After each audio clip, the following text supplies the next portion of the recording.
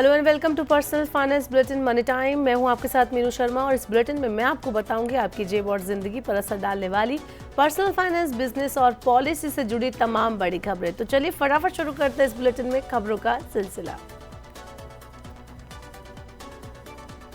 सार्वजनिक क्षेत्र के बैंक मौजूदा वित्त वर्ष यानी 2024-25 में लगभग 50,000 नई भर्तियां करेंगे ताकि अपने बढ़ते व्यवसाय और विस्तार की जरूरतों को पूरा कर सके। इनमें से लगभग 21,000 पद अधिकारी स्तर के होंगे, जबकि बाकी क्लर्क सहित अन्य स्टाफ होंगे। भारतीय स्टेट बैंक अकेले लगभग 20,000 कर्मचारियों की भर्ती करेगा, जिसमें विशेष अधिकारी भी शामिल होंगे। पंजाब नेशनल बैंक इस साल 5,500 से ज्यादा नई नियुक्तियां करेगा। इसके अलावा सेंट्रल बैंक ऑफ इंडिया भी इस वित्त वर्ष में लगभग 4,000 भर्तियां करेगा। बता दें कि वित्त मंत्रालय ने बैंकों को अपनी सब्सिडियरी कंपनियों के शेयर बाजार में सूचीबद्ध करने का सुझाव दिया है ताकि निवेश से बेहतर रिटर्न मिल सके। करीब 15 सब्सिडियरी या संयुक्त उपक्रम आने वाले समय में आईपीओ या विनिवेश के लिए तैयार किए जा रहे हैं। अगर आप मोबाइल डाटा बहुत ज़्यादा यूज़ करते हैं तो ये खबर आपके लिए है, क्योंकि मोबाइल यूज़र्स को तगड़ा झटका लग सकता है। एक रिपोर्ट के मुताबिक कंपनियां इस साल के आखिर तक अपने प्लान्स को 10 से 12% तक महंगा कर सकती हैं। इंडस्ट्री एग्जीक्यूटिव और एनालिस्ट ने कहा है कि मई में एक्टिव यूज़र्स की संख्या में बढ़त और लगातार 5 महीने तक नेट यूज़र में बढ़त के चलते टेलीकॉम कंपनियों की भूख बढ़ गई है। यूज़र बेस में बढ़त को देखते हुए कंपनियां एक बार फिर से टैरिफ हाइक कर सकती हैं। हालांकि उन्होंने आगाह किया जुलाई 2024 में बेस प्लान की कीमतों में 11 से 23% तक बढ़ाई की जा सकती है। और आपको बता दें कि ऐसे में अगर और कोई टैरिफ हाइक का फैसला आता है तो वो गलत साबित हो सकता है। एनालिस्ट का कहना है कि अगले राउंड में टियर प्राइसिंग की शुरुआत भी हो सकती है, जिसमें ज्यादा डाटा पैक खरीदने के लिए ऑफर किए जाने वाले डाटा में भारी कमी की जा सकती है। मई में 29 महीने का रिकॉर्ड उछाल देखा गया, जिसमें 7.4 मिलियन एक्टिव यूजर्स लगभग 1.08 बिलियन हो गए। इसलिए हो सकता है कि आपकी जेब पर भार बढ़ेगा।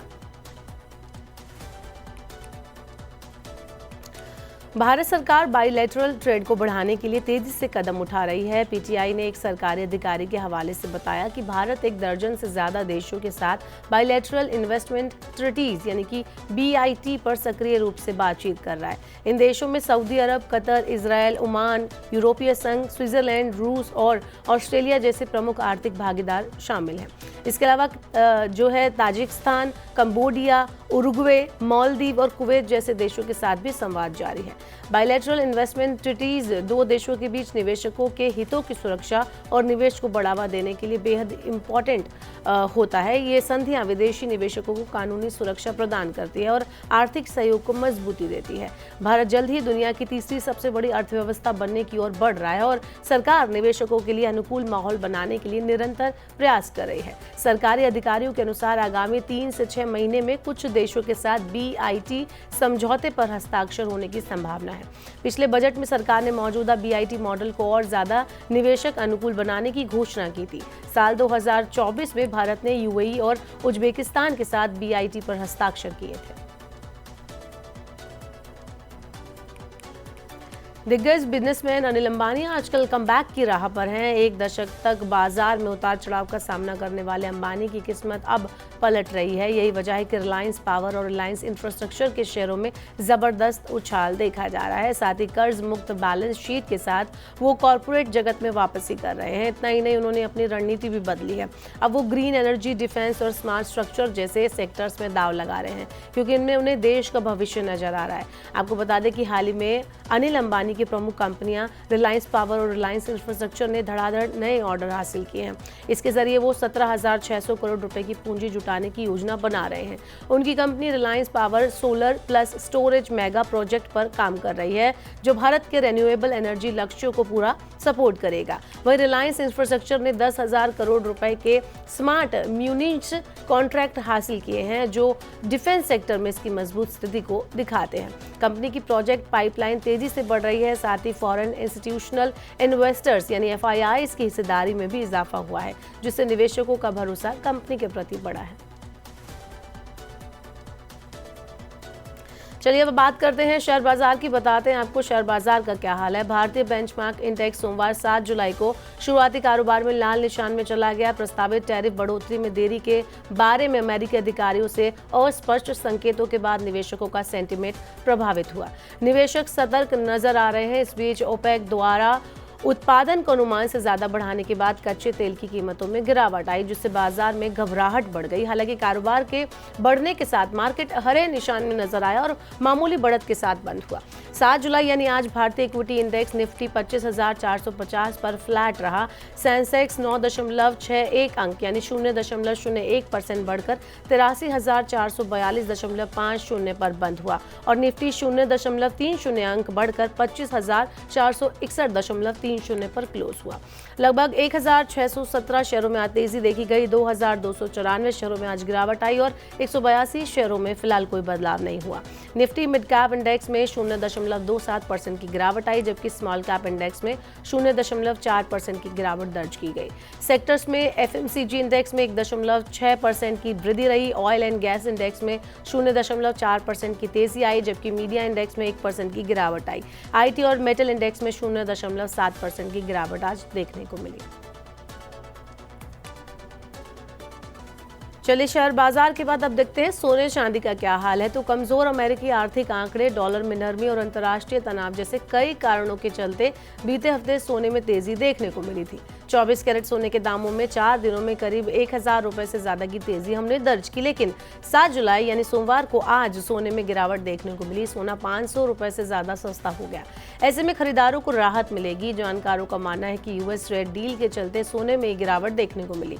हफ्ते के पहले कारोबारी दिन में सोना इंटरनेशनल मार्केट और मल्टी एक्सचेंज कमोडिटी यानी एमसीएक्स दोनों पर लुढ़क गया। अंतर्राष्ट्रीय लेवल पर जहां सोना आज 0.83% की गिरावट के साथ 3,310.8 डॉलर प्रति औंस पर कारोबार करता नजर आया, वहीं एमसीएक्स पर सोना शुरुआती कारोबार में 527 रुपए गिरकर 96,463 रुपए पर पहुंच गया। वहीं चांदी की अगर हम बात करें तो चांदी में 179 रुपए की मामूली गिरावट आई, जिससे ये 1,08,250 रुपए प्रति किलो पर पहुंच गए। बात करते हैं हम ऑटो सेक्टर की। प्रीमियम एसयूवी सेगमेंट में एक नई गाड़ी करीब 3 महीने पहले लॉन्च हुई और उस पर कंपनी के 3 लाख रुपए के डिस्काउंट देने के ऑफर को हम देख रहे हैं। जी हाँ, ये सुनकर आपको थोड़ा हैरानी तो होगी, लेकिन ये सच है। Volkswagen Tiguan R line car को बीते अप्रैल में भारतीय बाजार में लॉन्च किया गया था। कंपनी अब इस प्रीमियम एसयूवी पर 3 लाख रुपए तक की छूट आपको दे रही है। ये उन खरीदारों के लिए शानदार डील है जो एक प्रीमियम एसयूवी में दमदार परफॉर्मेंस, लग्जरी और सेफ्टी ढूंढ रहे हैं। दूसरे ऑप्शन की बात करें तो अगर आप देश की number 1 mid size sedan Volkswagen Virtus का टॉप लाइन वेरिएंट लेना चाहते हैं तो आपको सीधे इस पर 2 लाख रुपए के बेनिफिट मिल सकता है। ये ऑफर उन लोगों के लिए बेहतरीन है जो प्रीमियम फीचर्स और परफॉर्मेंस की तलाश में है। Virtus comfort line 1.0 TSI MT variant पर 1 लाख रुपए तक का फायदा मिल रहा है। वहीं Virtus GT 1.5 TSI DSG Chrome variant पर 1.05 लाख रुपीस की आपको छूट इस महीने मिल रही है। तो इसलिए अगर आप इन कारों को खरीदने का मन बना रहे हैं तो अभी आपके लिए अच्छा मौका है। बात करते हैं टेक सेक्टर की। स्मार्टफोन ब्रांड हॉनर ने भारत में अपना नया 5G phone Honor X9C 5G launch कर दिया है। ये फोन खासतौर पर मिड रेंज सेगमेंट को ध्यान में रखते हुए लाया गया है और इसमें कई प्रीमियम फीचर्स दिए गए हैं। इस फोन की सबसे खास बात यह है कि इसका बड़ा कवर्ड एमोलेड डिस्प्ले है, पावरफुल बैटरी और 108 मेगापिक्सल का इसमें कैमरा है। डिस्प्ले की अगर हम बात करें तो फोन में 6.78 इंच का कवर्ड एमोलेड डिस्प्ले दिया गया है, जिसका रेजोल्यूशन 2700 बाय 1224 पिक्सल्स है। ये डिस्प्ले 120 Hz रिफ्रेश रेट और 4000 नीट्स तक की ब्राइटनेस सपोर्ट करता है। भारत में ऑनर X9C 5G की कीमत 21,999 रुपये रखी गई है। ये फोन जेड सियान और टाइटेनियम ब्लैक कलर ऑप्शन में अवेलेबल है। फोन की सेल 12 जुलाई से शुरू होगी और ये अमेजॉन इंडिया पर प्राइम डे सेल के दौरान अवेलेबल होगा। तो फिलहाल के लिए इस बुलेटिन में इतना ही। वक्त हो गया आपसे विदा लेने का। अब आपसे होगी कल मुलाकात। पर्सनल फाइनेंस से जुड़ी खबरों को पढ़ने, सुनने, उनसे जुड़े खास कार्यक्रमों को देखने के लिए आप मनी 9 के यूट्यूब चैनल को जरूर सब्सक्राइब कर ले। साथ ही आज का हमारा मनी टाइम आपको कैसा लगा नीचे कमेंट बॉक्स में अपना फीडबैक हमें देना ना भूलें। फिलहाल के लिए इस बुलेटिन में इतना ही। बने रहिए मनी 9 के साथ। नमस्कार, शुभ रात्रि।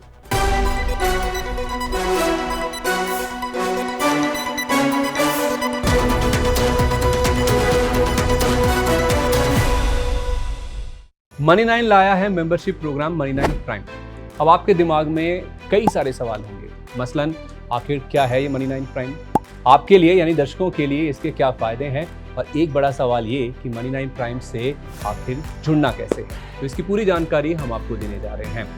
मनी 9 प्राइम में 3 प्लान होंगे, इकोनॉमी, स्टैंडर्ड और वीआईपी। तो फटाफट ज्वाइन कीजिए YouTube पर मनी 9 प्राइम। ज्वाइन करने के लिए मनी 9 के YouTube पेज पर जाइए, होम पेज पर मिलेगा ज्वाइन बटन, इसे क्लिक करें, अपनी पसंद का प्लान चुनें और बस हो गया, अब आप रहेंगे सबसे आगे।